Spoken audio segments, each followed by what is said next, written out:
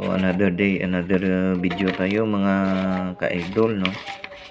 So isi-share lang natin yung ginawa natin sa pag-renew ng motor natin kay Raider. So baka ma-experience nyo to yung isi-share natin ngayon.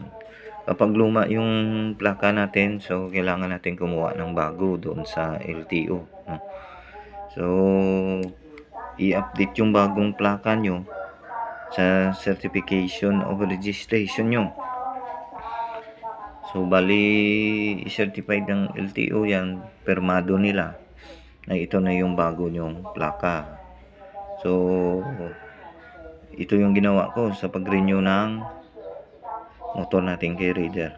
So at least may idea kayo pag naka-encounter kayo, pag luma pa yung plaka nyo, kailangan yung kumuha ng bago na malaki doon sa LTO.